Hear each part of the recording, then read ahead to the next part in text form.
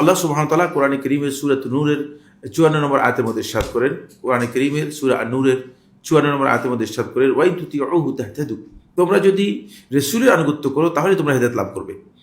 আর কোনো ব্যক্তি যদি সুন্নাহকে তার জীবন আদর্শ হিসেবে গ্রহণ করে এবং সুন্নাহ পরিপালনের ইচ্ছা পোষণ করে থাকে, তিনি হেদায়েতের উপর আছেন, এটা নিশ্চিত হবেন।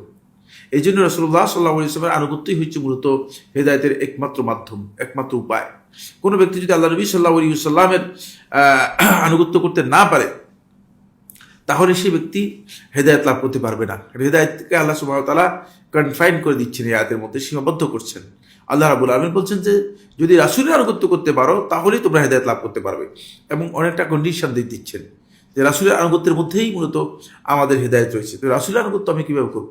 রাসূলের আনুগত্যের পদ্ধতি হচ্ছে একটাই, ফাতাআতু রাসূলিল্লাহ সাল্লাল্লাহু আলাইহি ওয়াসাল্লাম হুয়াল আমালু বিসুন্নাতিহি। রাসূলুল্লাহ সাল্লাল্লাহু আলাইহি ওয়াসাল্লামের তাআত আনুগত্য হচ্ছে হুয়াল আমালু বিসুন্নাতিহি, রাসূলুল্লাহ সাল্লাল্লাহু আলাইহি ওয়াসাল্লামের সুন্নাহ অনুযায়ী আমাদেরকে আমল করতে হবে। সুতরাং রাসূলুল্লাহ সাল্লাল্লাহু আলাইহি ওয়াসাল্লামের সুন্নাহ অনুযায়ী যদি আমরা আমল করতে যাই, তাহলে আমরা দুনিয়া এবং আখিরাতের সলাহ, দুনিয়া এবং আখিরাতের যে সমৃদ্ধি, দুনিয়া এবং আখিরাতের যে হিদায়াত রয়েছে, সেই হিদায়াতটুকু আমরা অর্জন করতে সক্ষম হব, আমরা অর্জন করতে পারবো।